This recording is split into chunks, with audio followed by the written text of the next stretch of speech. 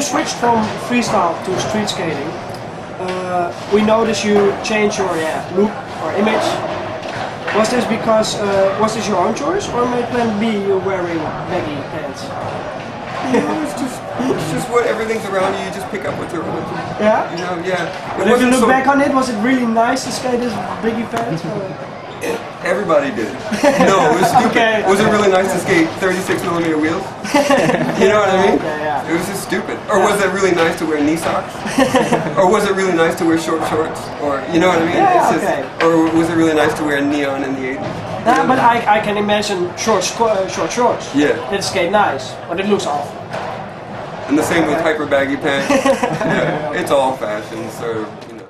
We understood that you're currently, or maybe not, work on a new video part, or your last video part maybe? For what happened to me, I've described. Yeah. I thought there are a couple of chicks that I know. But was it before or after? Because is it long ago? 6 years ago, into round 3, like I knew that, but like toward the end of round 3, I couldn't even get through a night's sleep because I was so screwed up. And I couldn't run for more than 30 feet. I couldn't fall. It was bad. Yeah. And that's when I thought, okay, my skating is over. So disappear quietly so that people don't notice, right? Yeah. If you're gonna go, that's the way you should go. You want to say it were rumors that there would become a last part? As I started to work on this stuff, and I started to think, and when I broke that calcium where it connected my femur with my hip, when I broke it in my car, and it worked again, and I healed up over the next couple of days, and then it worked. I could move. And again, that took a year and a half, 2 years, whatever, just to do that. And when I was doing that, I was like, I can skate, because again, I would still skate in my own way, even though it sucked. And when I realized I could go back and film everything I did in round 3, I could do that now. Easy. Well, not easy, but you know, easier than I did it then. Okay. But then you're like, why? You know? And why would you? Where's the joy in that? And so I was like, you know what, the best thing to do when you don't know what you want to do is to shut up, right? So I shut up. And as I started working, and I had a goal of like, I wonder if I could actually change my stance, or not have the stance, to be like no stance. That would be something worth going for, because I need that. And so I told Haslam and a couple of the guys, like, if I can do a certain set of tricks, then I'll film something. And maybe just a few tricks. At least I did it for me. And that's where it all started anyway.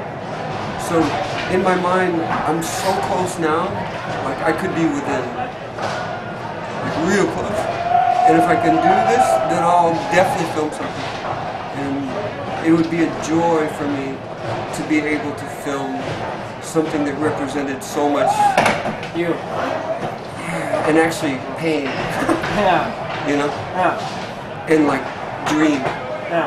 Because that's what skating is. It's like you dream up something and then make it happen. That's what skating is to me. You will say that if that part comes, it will pay you more than the part in almost round 3? Yeah, I mean, at that stage, you know that expression, especially in English, you know this expression, polishing a turd?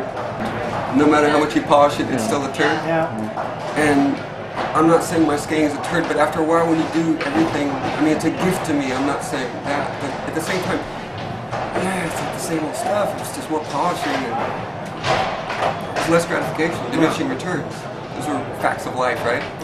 And so there's less joy. So in this way, if I do it, it'll be so much more joy than it would be like filming like the earliest stuff where I got a lot of joy of changing freestyle. I mean, what I do is not really street skating, it's not really freestyle, it's just what I do. That's like when I did like probably virtual reality, that was like the most joy I had.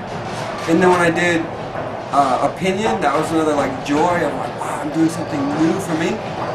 and this would be like that, but probably even more, because I actually had to kiss my skating goodbye, and then it came back to me. Like you did before. Yeah. Yeah. So, yeah. Yeah, that's beautiful if you can do that a couple of times in life. Exactly. What is your future? What are you doing and what you're gonna do? It's a good question. Again, some years ago, it's weird again, when I thought it was over for me and they were premiering round 3 around the world, and for some reason the British, I don't know what it is, but they appreciated me definitely more than I deserve. I remember we flew around the world literally, well, you know, whatever, close enough to it, go from Australia back to Europe, and it was a lot. And I remember being in London in the middle of this theater, and I'm sitting there with these guys like Haslam and guys that I really respect in every way. And to me, my favorite skaters are not just the super gifted guys, but the guys who make their skating themselves. If you see their skating, you actually know something about them. That's unusual, you know? And I was in London knowing that I could barely walk right, and I was thinking, this is it for me, and no one knows, because I'm too scared to tell anybody, or too scared to admit it to myself. When the crowd roared, it's crazy. When that happens to you, when it's you on the screen, it does something to you. And again, it was a combination of making me feel like a fraud, but also making me feel like this is it for you. So after that happened, I thought, all right, what do you want to do? Because that's as good as it gets, right? Yeah. It's very rare that you get that opportunity in life. Like everything you thought you got more. Everything you prayed you'd get one day, or even dreamed of, you got more than that. Yeah. Wow. So how do you feel now? Yeah. Right? Yeah. And I really didn't know. I didn't know. I was just coasting along. I made a bunch of friends because I like to nerd out, you know, do my own stuff.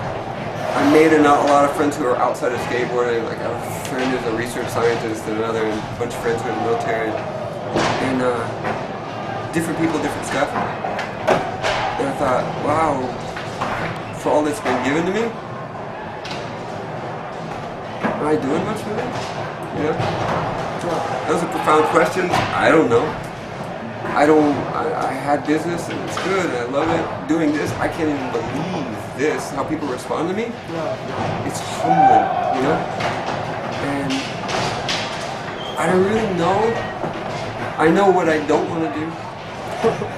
Okay, we don't even know. Yeah. I hope it would be something worthy of what I've been given. Yeah. But I'm afraid I can't give you a good answer. Yeah, you will just see what happened along the way.